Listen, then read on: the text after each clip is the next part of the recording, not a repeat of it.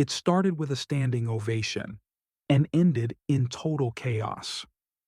Last night, Senator Bernie Sanders walked onto The Tonight Show with Jimmy Fallon expecting laughs, applause, and a softball segment.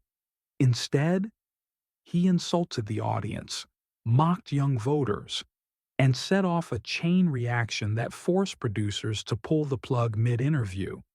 It happened just 6 minutes in. Fallon asked a friendly question. "Senator, how do you think younger voters are responding to your message these days?" Bernie leaned in and smirked. "If they spent half as much time reading policy as they do making TikToks, we'd have Medicare for all by now." The room froze. Fallon laughed nervously. Someone in the crowd called out, "We voted for you," Bernie snapped back. "Yeah? And what else have you done? Post another video about iced coffee?" Gasps. Silence. Fallon cut to commercial early, but the cameras were still rolling backstage. And that's where the real meltdown happened. Stick around for what Bernie said off camera in part 2. Comment what you would have done if you were in that audience. Subscribe for more stories they don't want you to hear. What started as an awkward moment quickly turned hostile.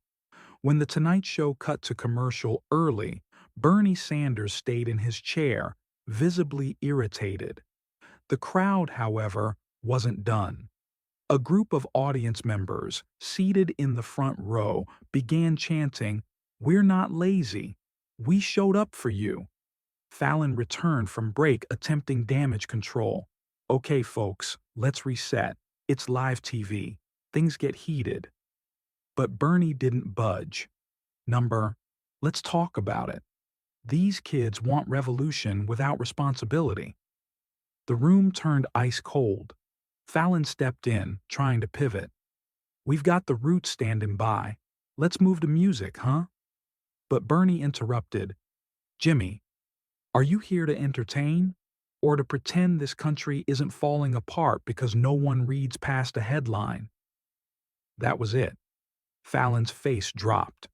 The audience booed, louder this time. Security quietly stepped closer to the stage, and one producer was overheard saying off mic, "We've lost the room." And then Fallon stood up. "Senator, this isn't a campaign rally, it's a comedy show." The cameras were supposed to cut. They didn't. And the footage that aired in the East Coast broadcast? Only half the story. Because what Bernie said as he was leaving the stage was caught in full and leaked online just hours later. The East Coast broadcast cut to commercial, but the internet caught what happened next. As Bernie Sanders stood to leave the stage, a hot mic picked up one final line, one that didn't air but did leak hours later on social media. The line? "This crowd's softer than Wall Street bankers." Posted by an anonymous staffer, the clip went viral in under 30 minutes. 8 million views on TikTok. Hashtag BernieBlowUp trending on Twitter. Dozens of reaction videos calling it the moment he lost the youth vote for good. But that wasn't the only leak. A backstage clip, filmed by a staffer from behind the curtain, showed Bernie pacing, frustrated, saying, "They invited me to speak." What did they expect? A bedtime story? Producers scrambled. Fallon's team issued a quiet statement. "We respect all our guests, but we also respect our audience." Bernie's team? Silent. Progressive influencers started to turn. "I supported Bernie for years, but this was pure contempt. If he can't handle Gen Z criticism, he's done.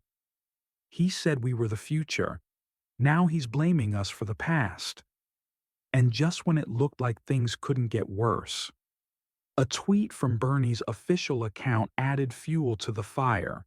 It read, "If telling the truth makes people uncomfortable, so be it." That tweet was deleted 12 minutes later. But by then, the screenshots were everywhere. The next night, Jimmy Fallon walked onto his stage, not with jokes, but with a message.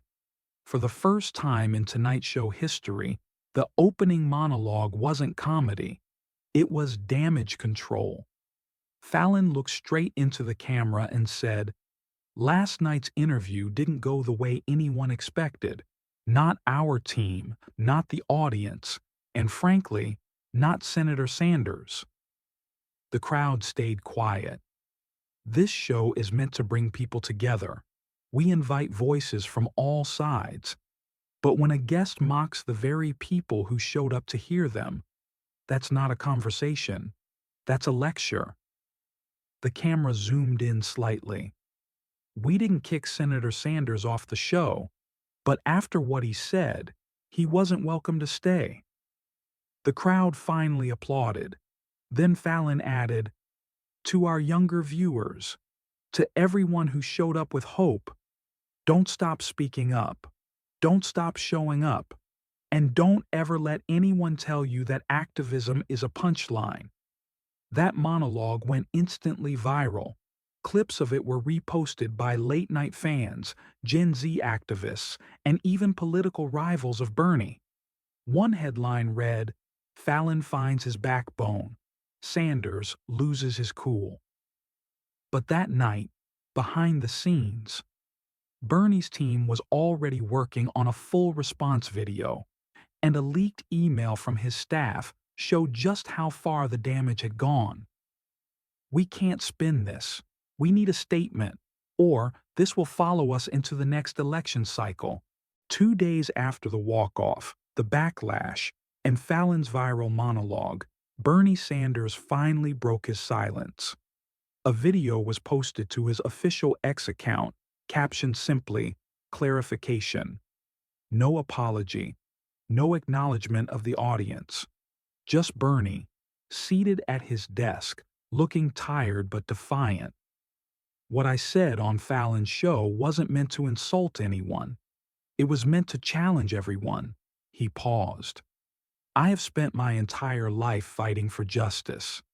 If calling out complacency offends some people, maybe they're too comfortable." The comment section imploded. Supporters were split. "He's right. The truth hurts." "Nope. This isn't leadership. This is ego." He doubled down on a disaster. Even former allies began distancing themselves. A Gen Z progressive PAC pulled a fundraising post that featured his quote. A trending TikTok sound remixed his iced coffee insult into a viral meme titled, "Old Man Yells at Cloud, Remix." But the most brutal blow came from a leaked email, this time from within Bernie's own team. The subject line? "Fallon fallout, permanent damage." The body of the message, shared anonymously, read, "He didn't lose votes because of what he said. He lost them because he refused to care that people were listening." And just like that, the man once hailed as the voice of a movement had become the meme of its downfall. Just when the story seemed to be dying down, the public fired back. Within 48 hours of Bernie Sanders' clarification video, a petition surfaced online titled, "No More Bernie on Late Night." It gained over 750,000 signatures in one weekend. But it didn't stop there. Another document began circulating, this time leaked by a disgruntled former campaign staffer. It was an internal memo from Bernie's digital director, dated months earlier, warning, "Senator Sanders has a growing issue with younger voters. We suggest avoiding unscripted Gen Z-heavy platforms like Fallon or TikTok podcasts." That memo was ignored. Now, the backlash had reached campaign donors. In a fiery group message that leaked to reporters, a major progressive bundler wrote, "He's alienating the very people who kept him relevant. If he doesn't step back, we'll make sure he does." And then came the final twist. An anonymous user posted a private DM, allegedly between Fallon's head writer and a producer, sent hours before the infamous interview. He's got no idea what's coming. Jimmy's done playing nice. Was the whole thing a setup? Was Fallon baiting Bernie into a blow-up? The internet erupted again, not just fighting about what happened, but why it happened. One final tweet from a late-night staffer summed it up best. Sometimes the mic drop is a trap.